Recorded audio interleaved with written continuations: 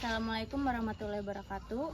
Nama saya Sanci Dida Jadiat Alaya dengan NIM 860360753. Pada hari ini saya akan melaksanakan kegiatan praktikum ciri-ciri makhluk hidup, 5 hewan dan 5 tumbuhan.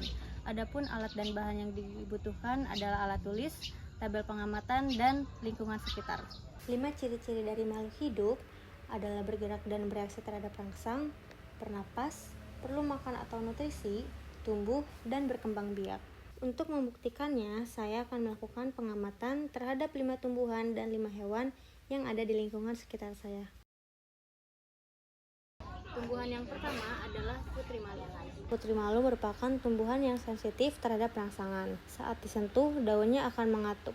Ini disebut dengan nasti. Putri malu melakukan respirasi untuk menghasilkan energi. Putri malu melakukan fotosintesis untuk membuat makanannya sendiri. Putri malu mengalami pertumbuhan dari kecil menjadi besar. Putri malu berkembang biak dengan biji yang berasal dari bunga yang sudah dibuahi.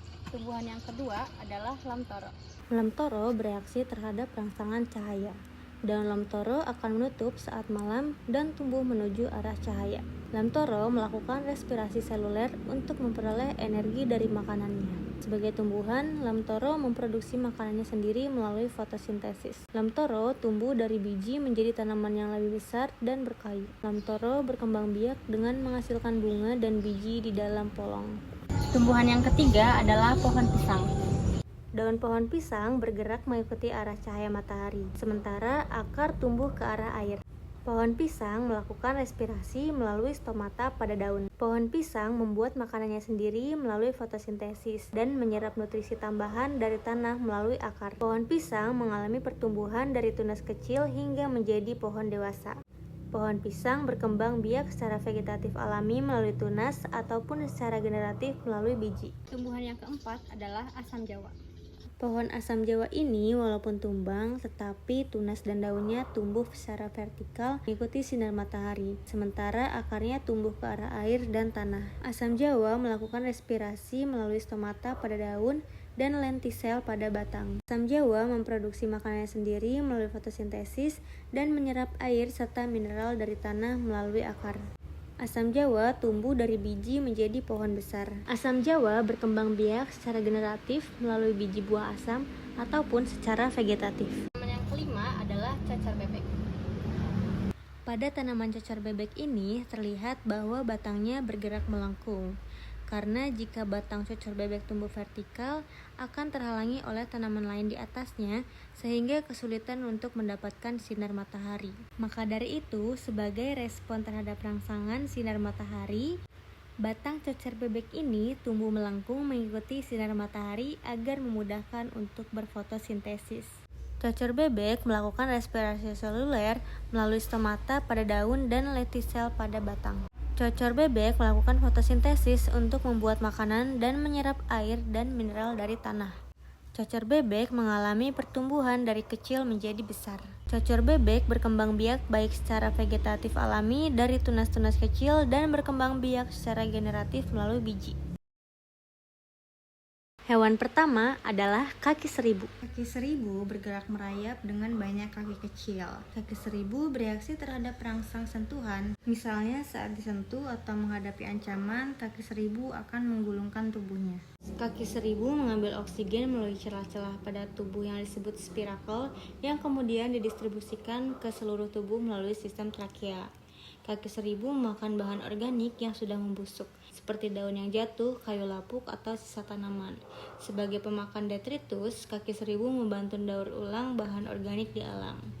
Kaki seribu mengalami pergantian kulit dan akan bertambah banyak pasang kaki seiring bertumbuhannya. Kaki seribu berkembang biak dengan cara bertelur.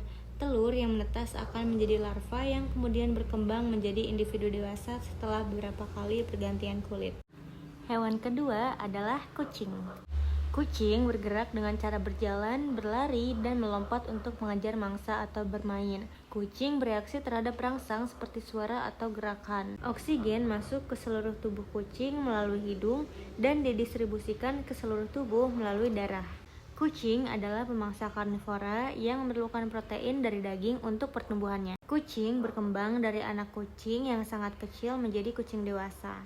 Selama pertumbuhannya, kucing akan mengalami perubahan fisik seperti pembesaran tubuh dan pertumbuhan tulang serta otot. Kucing berkembang biak melalui perkawinan.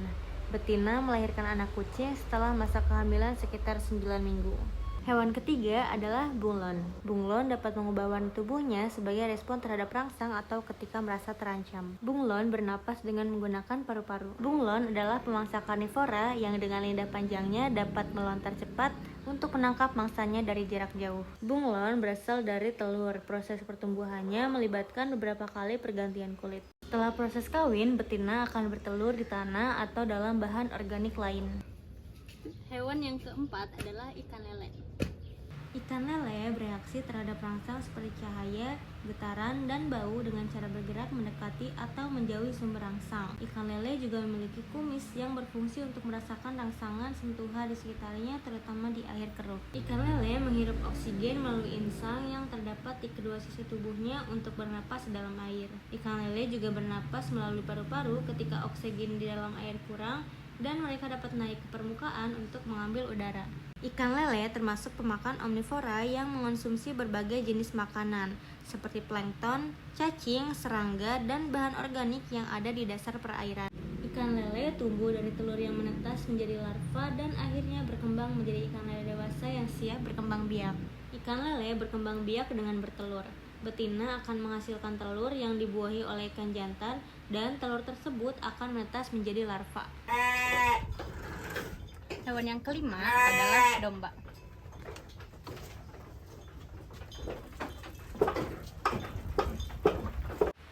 Domba bereaksi terhadap rangsangan suara atau gerakan, seperti suara gembala atau ancaman dari predator, dengan berlarian atau berkumpul dalam kelompok untuk merasa lebih aman. Domba menghirup oksigen melalui hidung dan mengeluarkan karbon dioksida melalui mulut atau hidung. Domba adalah pemakan herbivora yang mengonsumsi rumput, daun, atau tanaman lainnya. Mereka memiliki sistem pencernaan yang dirancang untuk mencerna tanaman berserat seperti rumput dengan bantuan mikroorganisme di dalam perut mereka. Anak domba tumbuh pesat setelah lahir, mulai dari mengonsumsi susu induk hingga mulai merumput saat memasuki usia yang lebih tua. Domba berkembang biak secara seksual. Betina atau induk melahirkan anak domba setelah masa kehamilan sekitar 5 bulan. Kesimpulannya, ke-10 makhluk hidup yang telah diamati memiliki 5 ciri-ciri makhluk hidup, yaitu bergerak dan bereaksi terhadap rangsang, bernapas, perlu makan atau nutrisi, tumbuh, dan berkembang biak. Walaupun terdapat perbedaan yang mencolok mengenai kelima ciri makhluk hidup yang telah disebutkan tersebut. Sekian dari saya, terima kasih. Wassalamualaikum warahmatullahi wabarakatuh.